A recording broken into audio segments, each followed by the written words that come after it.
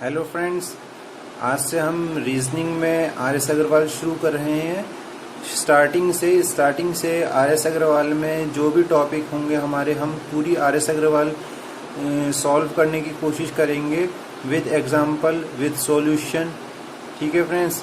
और जैसे कि आपको पता है कि आर एस अग्रवाल, अगर आप कोई भी एग्ज़ाम देना चाहते हैं, किसी भी कंपटीशन का एग्ज़ाम देना चाहते हैं जिसमें भी रीजनिंग आती है, तो आपको आर एस अग्रवाल तो आनी ही चाहिए, क्योंकि आर एस अग्रवाल से ही बेसिक्स आपके तैयार होते हैं। अगर आप आर एस अग्रवाल भी नहीं आती आपको, तो आप तो रीजनिंग का मेरे को लगता नहीं कि कोई भी एग्ज़ाम क्लियर कर पाएंगे। इसलिए हमने काफ़ी स्टूडेंट्स के जो बोल रहे थे कि आर एस अग्रवाल भी आनी चाहिए और उसकी कंप्लीट डिटेल्स नहीं मिलती, तो आज हमने इसमें आर एस अग्रवाल शुरू कर रहे हैं। और हम पूरी are S Agarwal rose daily एक चैप्टर लेकर पूरी कंप्लीट करने की कोशिश करेंगे। ठीक है, तो आज हमारा जो आर एस अग्रवाल का फर्स्ट टॉपिक है वो है analogy. R S Agarwal book का जो फर्स्ट टॉपिक है वो है एनालॉजी। एनालॉजी में हम एक्सरसाइज ए ले रहे हैं, स्टार्टिंग से कर रहे हैं, इसलिए मैं आपको समझाता हुआ भी चलूँगा और पूरा डिटेल्स में बताता भी चलूँगा कि कैसे कौन सा क्वेश्चन किस तरीके से होता है। ठीक है फ्रेंड्स, चलिए शुरू करते हैं आज का टॉपिक। आपको बताना चाहूँगा, अगर आपने अभी तक हमारा चैनल सब्सक्राइब नहीं किया है तो हमारा चैनल सब्सक्राइब कर लीजिए और जो बेल का आइकन है उस पर टिक कर लीजिए, ताकि आपको हमारे सभी वीडियोस के नोटिफिकेशंस मिलते रहें। ठीक है फ्रेंड्स, चलिए शुरू करते हैं आज का टॉपिक। देखिए फ्रेंड्स, ये एनालॉजी टॉपिक है। इसमें क्या होता है, हमें क्वेश्चन में 3 वर्ड दे रखे होते हैं। क्वेश्चन में 3 वर्ड दे रखे होते हैं। उसमें करना क्या होता है हमें, कि जिस तरीके से पहला और दूसरा वर्ड आपस में रिलेट कर रहे हैं, उसी तरीके से जो हमारा तीसरा वर्ड है वो ऑप्शंस में से किससे रिलेट करेगा, उसी तरीके से। ठीक है फ्रेंड्स, तो चलिए शुरू करते हैं। अगर आपको ये नहीं आया तो मैं आपको बताना चाहता हूँ एक बार फिर से। जैसे इसमें मून हमारा रिलेट कर रहा है सैटेलाइट से, तो उसी तरीके से अर्थ इन 4 ऑप्शंस में से किससे रिलेट करेगा। जैसे मून हमारी एक सैटेलाइट है, तो अर्थ क्या है, अर्थ हमारा एक होगा प्लैनेट। ये आपको मैंने बता रहा हूँ कि जैसे अर्थ प्लैनेट है, ऐसे ही मून हमारा सैटेलाइट है। इसका तो मैंने आपको बता दिया है एग्जाम्पल के तौर पे। अब नेक्स्ट आपको खुद बताना है और आप खुद करके बताएंगे कि कैसे होता है। अब देखिए नेक्स्ट, जैसे हमारा दे रखा है फॉरकास्ट का फ्यूचर, तो रिग्रेट का क्या होगा।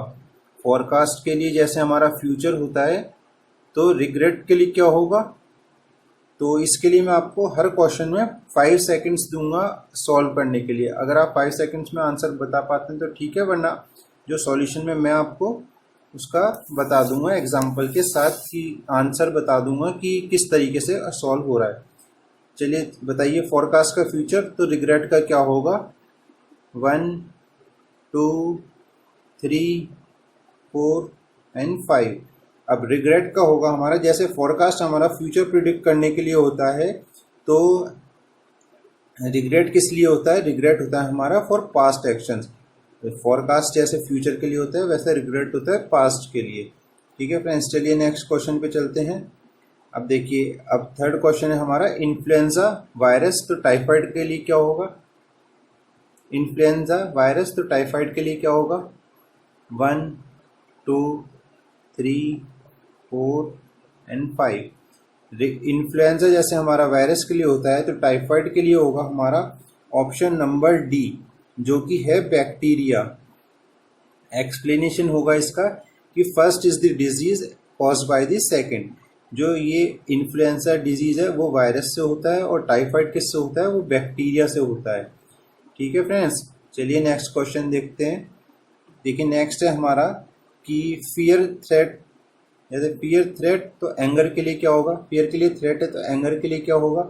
1 2 3 4 एंड 5। जैसे फियर के लिए थ्रेट है, तो हमारा एंगर के लिए होगा ऑप्शन सी, प्रोवोकेशन।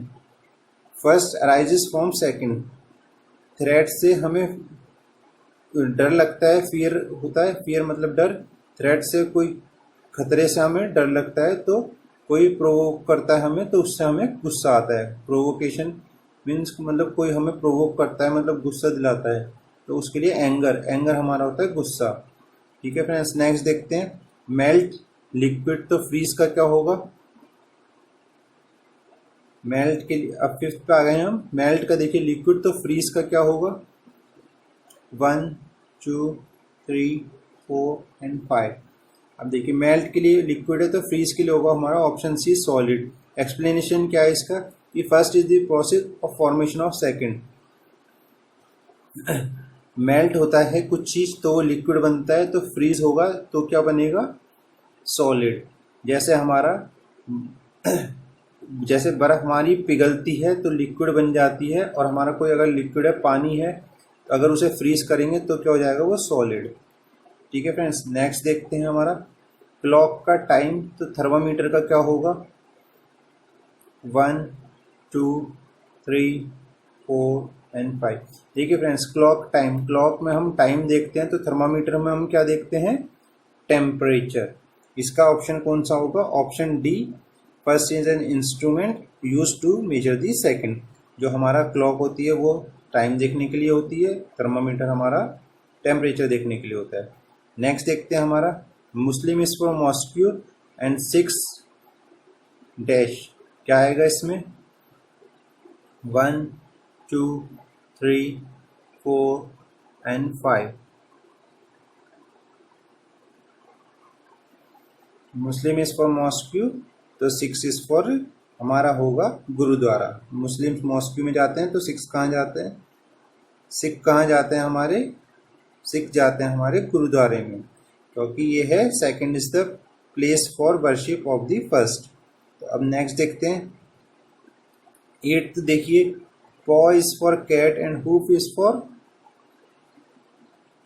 पॉ का कैट है जैसे, तो हुफ का क्या होगा? 1 2 3 4 एंड 5। जैसे हमारा पॉ का हुफ है तो उसी पॉ का हमारा कैट है, तो हुफ का हमारा होगा option A horse. First is the name given to the foot of the second. जो पॉ होता है कैट के, जो फुट होता है उसे हम पॉ बोलते हैं, और हुफ बोलते हैं हॉर्स के फुट को।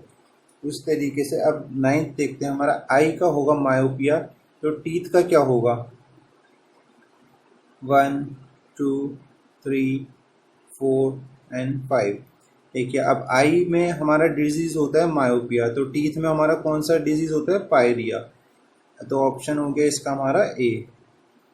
अब नेक्स्ट देखिए ट्रैक्टर के लिए हमारा ट्रेलर, तो हॉर्स के लिए क्या होगा हमारा? ट्रैक्टर के लिए ट्रेलर, तो हॉर्स के लिए क्या होगा हमारा? 1 2 3 4 एंड 5। ट्रैक्टर के लिए ट्रेलर है तो हमारा हॉर्स के लिए होगा कार्ट। एक्सप्लेनेशन है हमारा second is the pulled by the first. Tractor हमारा ट्रेलर को खींचता है और हॉर्स किसे खींचता है? कार्ट को। फिर उसके बाद देखते हैं 11th है हमारा स्क्रिबल राइट, और तो स्टैमर किस चीज़ के लिए होगा? Scribble right. स्टैमर किस चीज़ के लिए होगा हमारा? 1 2 3 4 एंड 5। इसका आंसर है हमारा सी स्पीक। एक्सप्लेनेशन है first is N improper form of the second. Scribble जो खराब राइटिंग होती है उसे हम स्क्रिबल कहते हैं, तो वो राइट के लिए स्क्रिबल आ गया। तो स्टैमर जो हकलाना बोलते हैं जिसे, वो किस चीज़ के लिए होगा? स्पीक के लिए। तो इसका आंसर हो गया हमारा सी। अब नेक्स्ट देखिए फ्लावर के लिए बर्ड होगा, तो प्लांट के लिए क्या होगा? 1 2 3 4 एंड 5। देखिए फ्लावर के लिए बर्ड होगा तो प्लांट के लिए क्या होगा हमारा? सीड। एक्सप्लेनेशन है first develop from the second. Flower किससे बनते हैं? कली से, बड से। तो प्लांट किससे बनता है? सीड से। ठीक है, नेक्स्ट देखते हैं हमारा 13th देखिए इराटा बुक्स फ्लॉज 1 2 3 4 एंड 5। देखिए इसका आंसर होगा हमारा बी, वो है हमारा मेटल्स। फ्लॉज मेटल बुक्स में होते हैं। Errata comprises from the books, similarly flaws are the defects in the metals. Flaws defect होते हैं मेटल के, और इराटा डिफेक्ट होता है बुक का। गन बुलेट चिमनी के लिए क्या होगा? 1 2 3 4 5। गन के लिए जैसे हमारा बुलेट होता है उसी तरीके से हमारा चिमनी के लिए क्या होगा? स्मोक। गन से बुलेट निकलती है उसी तरीके से चिमनी से हमारा स्मोक निकलता है। नेक्स्ट देखते हैं, breeze is for cyclone and drizzle is for, जैसे हमारा ब्रीज होता है साइक्लोन के लिए, तो ड्रिजल किस चीज़ के लिए होगा? 1 2 3 4 एंड 5। ड्रिजल होगा हमारा डाउनपोर। एक्सप्लेनेशन है इसका, second is more intense then the first. Second is more intense then the first. Cyclone से ब्रीज ज़्यादा इंटेंस है और डाउनपोर से ड्रिजल। फ्रेंड्स अभी के लिए इतना ही। अब हम इसमें नेक्स्ट वीडियो, अभी ये स्टार्टिंग के लिए केवल समझाने के लिए बनाया था वीडियो। अब नेक्स्ट वीडियो में हम डिटेल्स में सारे टॉपिक लेंगे। अभी हमारा ये एक्सरसाइज ए फिनिश हुआ है, हम नेक्स्ट एक्सरसाइज से लेंगे और इसमें ही जो थोड़ा बहुत बचा हुआ है वो भी हम इसमें कंप्लीट करेंगे। अभी के लिए इतना ही। अगर आपने हमारा चैनल सब्सक्राइब नहीं किया तो हमारा चैनल सब्सक्राइब कर लीजिए, जिससे आपको हमारे सभी वीडियोस के नोटिफिकेशन मिलते रहें, और बेल के आइकन पर टिक कर लीजिए। हम इसमें पूरी आर.एस. अग्रवाल की रीजनिंग कंप्लीट करेंगे। रेगुलरली आप हमारे जो चैनल है यूट्यूब चैनल, उस पर वीडियो मिलेंगे आपको, और आप उन्हें वीडियो को देखकर रेगुलरली आप आर.एस. अग्रवाल पूरी सॉल्व कर सकते हैं यहीं पर। और इससे आपको हर पेपर, जिस भी पेपर में रीजनिंग आती है उसमें ही आपको काफ़ी फ़ायदा होने वाला है। ठीक है फ्रेंड्स, अभी के लिए इतना ही। Bye bye, see you in the next video.